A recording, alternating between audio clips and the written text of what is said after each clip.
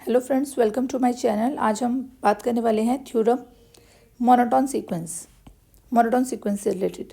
ठीक है।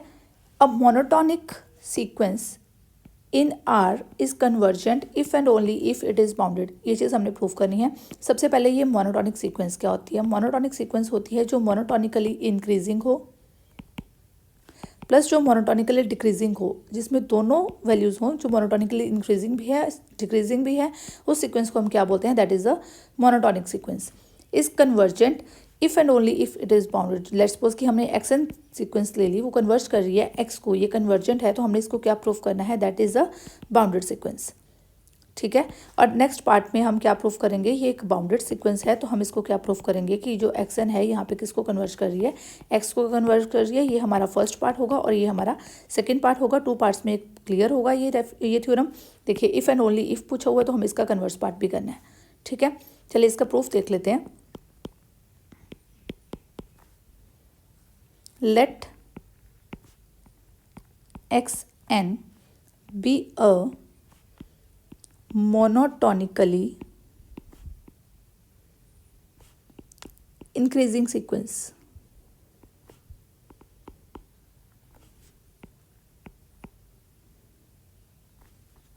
देखिए, x n be m monotonically increasing sequence. Monotone sequence को प्रूफ करना है, हम पहले मोनोटोनिकली इंक्रीजिंग सीक्वेंस के लिए प्रूफ कर देते हैं, देन हम मोनोटोनिकली डिक्रीजिंग पे आएंगे। ओके, एक्स एन को हम मोनोटोनिकली इंक्रीजिंग सीक्वेंस लेके चल रहे हैं। अब हमने प्रूफ करना है ये कन्वर्जेंट है तो ये बाउंडेड है। ठीक है, एक्स एन इज कन्वर्जेंट। हमने फर्स्ट पार्ट ये ले लिया कि x n is convergent. Every convergent sequence, ये हमने थ्योरम की थी लास्ट में। Every convergent sequence is bounded sequence. Every convergent sequence is bounded sequence. ये थ्योरम का रिजल्ट जो है आप एज इट इज़ यहाँ पे मेंशन कर सकते हैं। Every convergent sequence is bounded sequence. देखिए, ये थ्योरम हम ऑलरेडी कर चुके हैं। अगर नहीं आपने की है तो लिंक जो है वो पूरी की पूरी प्ले लिस्ट का आपके पास डिस्क्रिप्शन बॉक्स में है, आप वहाँ से देख सकते हैं कि कन्वर्जेंट सीक्वेंस इज बाउंडेड, ये मैंने आपको करवाया हुआ है। ठीक है, every convergent sequence is bounded sequence, ये हमारी थ्योरम है। इंपॉर्टेंट रिजल्ट है, ये बहुत ही इंपॉर्टेंट रिजल्ट है, आपको ये ज़रूर देखना चाहिए। इसको ध्यान से देख लेना, लास्ट वीडियो में मैंने आपको करवाया था। X n is convergent, every convergent sequence is bounded, therefore x n is bounded sequence. ये तो हमारा फर्स्ट पार्ट प्रूफ भी हो गया। ठीक है, every convergent sequence is a bounded sequence, therefore हमने ये क्या बोल दिया कि ये जो एक्स एन जो हमारी कन्वर्जेंट सीक्वेंस है, तो ये क्या है? एक बाउंडेड सीक्वेंस है। ये हमारा फर्स्ट पार्ट प्रूफ हो गया। अब हम करेंगे इसका सेकेंड पार्ट, पार्ट टू, जिसको हम बोल देंगे यहाँ की कन्वर्स पार्ट। इसमें हमें क्या गिवन है? X n is bounded,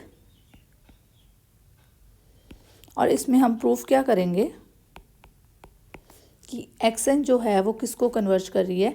converges to x. या हम ये चीज़ बोल देते हैं कि एक्स एन इज कन्वर्जेंट। ये चीज़ हमने प्रूफ करनी है। क्लियर? चलिए इसका प्रूफ देखते हैं। देखिए, हमें गिवन है x n is bounded. X n अगर बाउंडेड सीक्वेंस है, देयरफॉर कोई भी बाउंडेड सीक्वेंस होती है तो उसकी supremum and infimum value exist करेगी। क्लियर? ये भी हमने थ्योरम लास्ट में की थी। सुप्रीमम एंड इन्फीमम जो है उसकी वैल्यू एग्जिस्ट करती है। अगर कोई सीक्वेंस एक्स एन जो है वो अगर बाउंडेड सीक्वेंस है तो उसकी एक सुप्रीमम वैल्यू भी ज़रूर होगी और इसकी एक इन्फीमम वैल्यू भी ज़रूर होगी। लेट, हम एक सुप्रीमम वैल्यू की ज़रूरत है, हम मोनोटोनिकल इंक्रीजिंग के लिए बात कर रहे हैं। Let supremum of x n that is equal to x. ठीक है, चलिए यहाँ पे देखिए, ये मेरी पूरी की पूरी सीक्वेंस है और मैंने यहाँ पे बता दिया कि यहाँ पे एक सुप्रीमम वैल्यू, सुप्रीमम होता क्या है? ये पूरी की पूरी वैल्यूज मीन्स हमारी सुप्रीमम वैल्यू क्या होती है? ये इसकी होती है least upper bound. Supremum value क्या होती है? लीस्ट अपर बाउंड मीन्स हमारी पूरी की पूरी सीक्वेंस यहाँ पे जाके एक बाउंड बन गया, इससे ऊपर इसकी कोई भी वैल्यू नहीं हो सकती। ठीक है, यहाँ पे सुप्रीमम वैल्यू, सुप्रीमम और इन्फीमम पूरा टॉपिक हमने बहुत अच्छी तरह से क्लियर किया है, पूरी की पूरी प्लेलिस्ट है, आप देख सकते हैं। Supremum of x n that is equal to x, हमने यहाँ पे ये चीज़ ले ली। ठीक है। Therefore for epsilon positive there exist m belongs to n such that x minus epsilon that will be less than xm। देखिए ये क्या चीज़ है, ये ऑलरेडी हम यहाँ पे कर चुके हैं जब हमने वैल्यू की थी सुप्रीमम और इन्फीमम की डेफिनेशन की थी। सुप्रीमम और इन्फीमम की डेफिनेशन वाली वीडियो में आपको ये चीज़ क्लियर हो जाएगी। और वैसे भी अगर आपने वो चीज़ अभी तक नहीं की है तो आप प्लेलिस्ट में जो सुप्रीमम और इन्फीमम की अलग से प्लेलिस्ट है आप वहाँ पे देख सकते हैं। चलिए यहाँ पे मैंने ये चीज़ लिखी, for epsilon positive m belongs to n x minus epsilon is less than m। ये सुप्रीमम ऑफ इन्फीमम क्या होता है कि अगर यहाँ पे ये एक x है, ये x क्या है, ये मेरी सुप्रीमम वैल्यू है। अगर यहाँ पे कोई वैल्यू मीन्स x में से अगर मैं कुछ भी स्मॉल सा भी माइनस कर दूँ, कुछ भी एक स्लाइड सा डिस्टेंस ले आती हूँ, x माइनस एप्सिलॉन यहाँ पे ले लेती हूँ, तो मुझे यहाँ पे इसके अंदर कोई एक वैल्यू ज़रूर मिल जाएगी जो क्या होगी, जो कि xn की एक टर्म होगी। ठीक है। अगर ये सेट होता है ना s, अगर ये s सेट होता है, हमने यहाँ पे सुप्रीमम में किया था, अगर ये s सेट होता है, यहाँ पे ये इसकी m जो है ये इसकी अपर बाउंड होती है, तो यहाँ पे ये m माइनस एप्सिलॉन के लिए ये जो वैल्यू है ना, इसमें मुझे s की बहुत सारी वैल्यूज़ मिल जाएंगी, एटलीस्ट वन वैल्यू तो ज़रूर मिल जाएगी। ठीक है। m में से अगर मैं कुछ स्लाइड सा भी डिस्टेंस ले लेती हूँ, मीन्स ये है यहाँ पे मैंने m माइनस एप्सिलॉन लिया और ये m लिया, अगर मैंने एक स्लाइड सा डिस्टेंस लिया इनके अंदर, तो यहाँ पे मुझे कोई ना कोई वैल्यू जो है वो पूरी की पूरी s सेट में से ज़रूर मिल जाएगी। ये चीज़ हमारी सुप्रीमम में से होती है। तो यहाँ पे मैंने ऐसे ही लिया कि x मेरी सुप्रीमम वैल्यू है, x में से मैंने कुछ स्लाइड सा डिस्टेंस लिया, x माइनस एप्सिलॉन किया, कुछ पॉजिटिव माइनस किया, तो क्या मुझे एक यहाँ पे कोई एक जो एलिमेंट है या कोई एक टर्म जो है सीक्वेंस की यहाँ पे मुझे ज़रूर मिलेगी, जिसके लिए क्या होगा, x minus epsilon that will be less than xm। मैंने वो स्मॉल टर्म को क्या नेम दे दिया, मैंने m बोल दिया कि वो टर्म मेरी क्या है, xm है। ठीक है। वो टर्म मेरी कहाँ पे लाई कर रही है, इस जगह पे मेरी xm लाई कर रही है। ठीक है। यहाँ से मैंने ये चीज़ लिख ली कि x minus epsilon that is less than xm। Clear. Since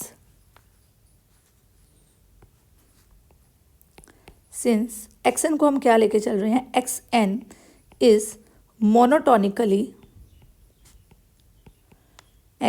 monotonically increasing sequence.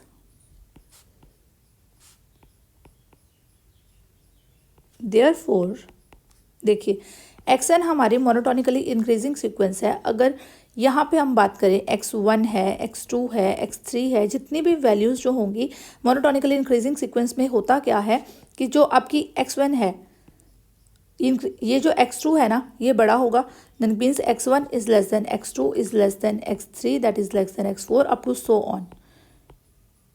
ठीक है ना, कि ये इंक्रीज कर रही है। मोनोटोनिकली इंक्रीजिंग सीक्वेंस क्या होती है कि ये इंक्रीज कर रही है, इंक्रीजिंग सीक्वेंस है। इसका नेम ही क्लियर कर रहा है कि ये इंक्रीजिंग सीक्वेंस है। मैं सारी की सारी जो वैल्यूज़ है ना, आगे की आगे जो वैल्यूज़ आएंगी वो बढ़ती जाएंगी। तो मैंने क्या लिया, मोनोटोनिकली इंक्रीजिंग सीक्वेंस है, therefore xn will be greater than equal to xm for all n greater than equal to m। यहाँ पे देखिए, यहाँ पे आपकी सीक्वेंस बन रही है xn, तो ये आपका कोई पॉइंट है n m और ये आपका पॉइंट है n। ये चीज़ है ना, n greater than equal to m। n यहाँ पे कोई वैल्यू है जो कि ग्रेटर किससे है, m से है। m को मैंने इधर ले लिया और n को मैंने इधर ले लिया। ठीक है ना। ऑब्वियस है कि जो हमारी ग्रेटर वैल्यूज़ होती हैं वो राइट साइड पे होती है, मीन्स हमारी लाइन ऐसे ही होती है 1 2 3 है, ये हमारी ग्रेटर वैल्यूज़ होती हैं, ये इधर होती है स्मॉलर वैल्यूज़। तो n greater than equal to m के लिए मैंने अपना पॉइंट m यहाँ पे ले लिया और n यहाँ पे ले लिया। अब मैं क्या कहूँगी कि ये जो सीक्वेंस का पॉइंट है, ये चीज़ मैंने अभी आपको क्लियर की कि जो x1 होती है that is less than x2 that is less than x3, जो मोनोटोनिकली इंक्रीजिंग सीक्वेंस में होती है। इस तरह से ये होगी कि मीन्स xn की जो वैल्यू आएगी that will be greater then और इक्वल टू xm। मीन्स ये जो टर्म होगी मेरी, ये इससे, ये वाले टर्म जो है ये वाली वैल्यू से बड़ी होगी। मीन्स ये, क्योंकि ये मोनोटोनिकली इंक्रीजिंग सीक्वेंस है, इसलिए ये जो टर्म होगी ये छोटी होगी किससे, इससे। फिर यहाँ पे जो टर्म होगी इससे भी छोटी होगी, यहाँ पे जो टर्म होगी, इस तरह से ये सीक्वेंस चलेगी। ठीक है ना। मीन्स यहाँ पे अगर कोई टर्म है, जैसे मैं मान लूँ कि यहाँ पे कोई m-1 टर्म है, तो ये xm से छोटी होगी। मीन्स xm-1 जो है that will be less than xm। यहाँ मैं ये चीज़ कह सकती हूँ कि xm will be greater than xm-1। Clear. तो ऐसे ही मैंने यहाँ पे लिख दिया xn that will be greater than equal to xm। यहाँ पे क्लियर हो गई ये चीज़। Now x N is greater than equal to xm, that is xm that is greater than x minus epsilon. ठीक है ना, यहाँ से क्लियर हो गया. That is greater than x minus epsilon. इसको हम कुछ फर्स्ट नेम दे देते हैं और यहाँ पे लिख देते हैं फ्रॉम फर्स्ट. ठीक है, that is greater than x minus epsilon. तो इसका मतलब हमारे पास क्या वैल्यू आ गई, इन दोनों को ज्वाइन कर देते हैं. X n that is greater than x minus epsilon, या हम इसको ये बोल सकते हैं x minus epsilon that is less than x n. ठीक है, तो हम इसको क्या बोल सकते हैं, x minus epsilon that is less than x n. ठीक है, ये चीज़ क्लियर होगी. तो इसको हम कुछ नेम दे देते हैं 2. चलिए अब देखिए, अब हमने वैल्यू ली supremum of x n is equal to x.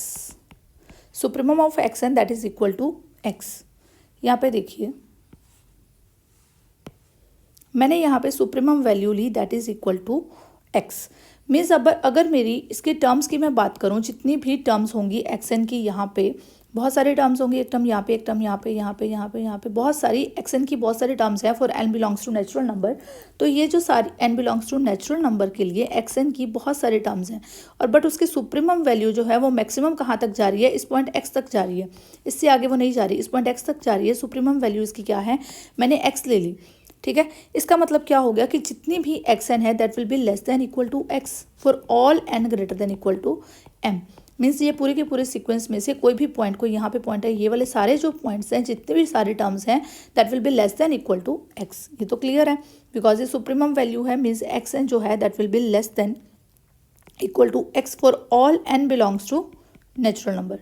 For all n belongs to natural number मेरे पास क्या आ गया, x n will be less than equal to x. Now x n, it implies x n will be less than x plus epsilon. ये देखिए यहाँ पे एक टर्म है x, अब यहाँ पे मैंने एक टर्म ले ली x प्लस एप्सिलॉन. ये सारे के सारे टर्म्स जो मेरी एक्स एन टर्म्स हैं, ये सारे के सारे टर्म्स को मैंने पॉइंट्स में, ये सारे के सारे टर्म्स क्या हैं, ये एक्स एन टर्म्स हैं. और ये जो है that is x n that is less than equal to x. ये सारे के सारे टर्म्स जो हैं ये छोटी है. मैंने एक पॉइंट लिया, स्लाइड सा डिस्टेंस लिया x प्लस एप्सिलॉन. मीन्स अगर वो इक्वल टू एक्स भी है ना, मीन्स अगर x प्लस एप्सिलॉन स्लाइड सा डिस्टेंस में अगर यहाँ से ले लेती हूँ, ये पॉइंट अगर मैं x प्लस एप्सिलॉन ले लेती हूँ, अगर ये सारे less than equal to x है तो ये सारी x प्लस एप्सिलॉन से तो छोटी हो जाएंगी ना ये सारे के सारे टर्म्स. वही चीज़ मैंने यहाँ पे लिख दी कि x n that is less than x plus epsilon for all n belongs to natural number. Clear. इसको हम कुछ दे देते हैं थर्ड. देखिए from second and third, from second and third, यहाँ पे देखिए x minus epsilon that is less than x n. और यहाँ पे ये चीज़ क्लियर हुई, x n that is less than x plus epsilon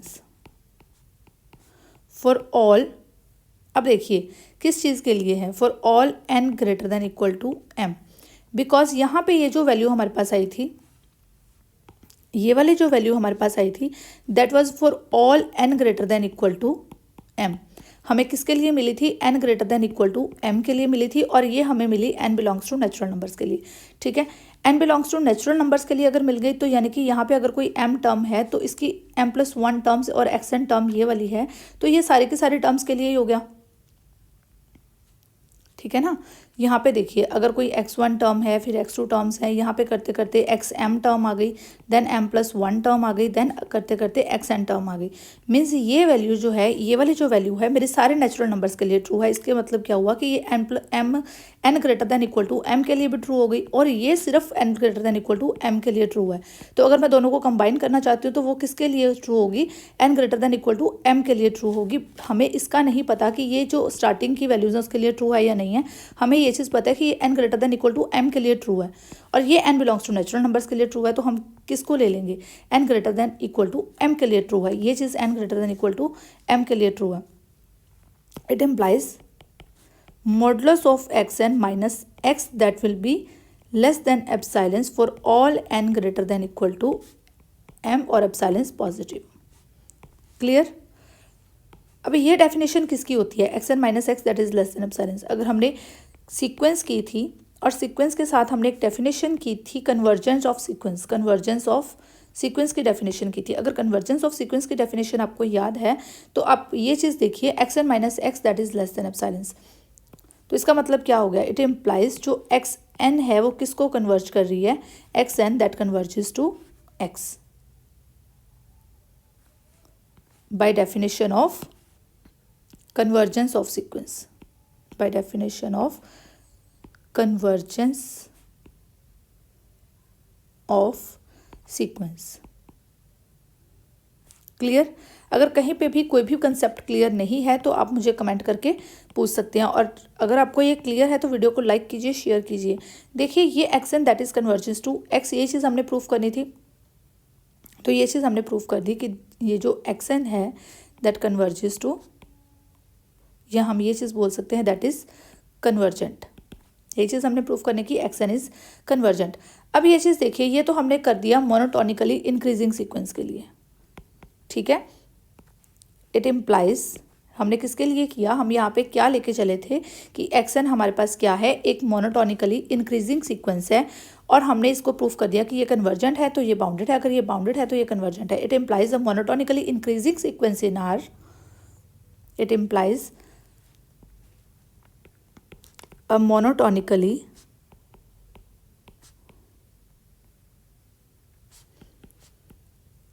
increasing sequence in R is convergent if and only if it is bounded. Clear? Similarly we can prove that a monotonically, ये चीज़ आपको mention करनी ज़रूरी है, तभी आपकी theorem का result जो है ये कंप्लीट होता है, अदरवाइज ये थ्योरम आप हाफ प्रूफ करके आए हैं। Monotonically decreasing sequence in R is convergent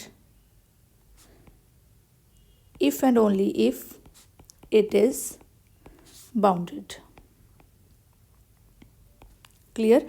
it implies, monotonically decreasing increasing sequence के लिए हो गया, मोनोटोनिकली डिक्रीजिंग सीक्वेंस के लिए हो गया। It implies a monotone sequence, या एक monotonic sequence, a monotonic sequence is convergent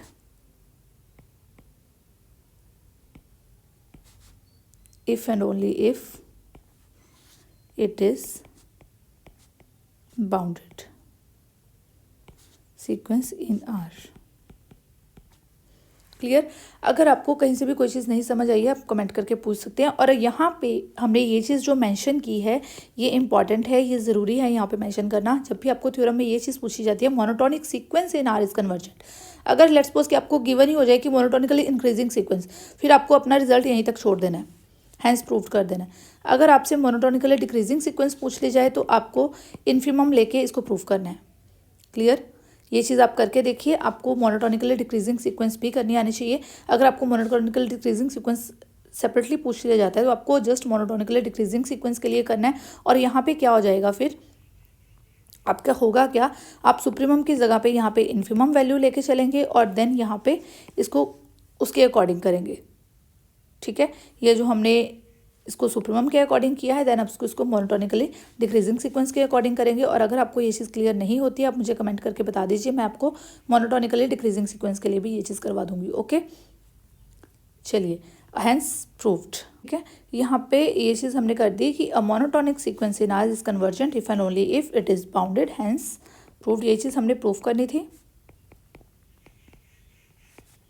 अगर आपको कहीं पे भी कोई भी चीज़ समझ नहीं आई है आप मुझे कमेंट करके पूछ सकते हैं। और अगर वीडियो पसंद आई है तो वीडियो को लाइक कीजिए, प्लस एक काम और कीजिए, वीडियो को शेयर कीजिए। और अगर नोटिफिकेशन चाहिए तो बेल आइकन को प्रेस करना पड़ेगा सब्सक्राइब करने के बाद। पहले सब्सक्राइब कीजिए, प्लस बेल आइकन को प्रेस कीजिए, तभी आपको नोटिफिकेशन मिलेंगी। Thank you, have a nice day, keep watching my videos.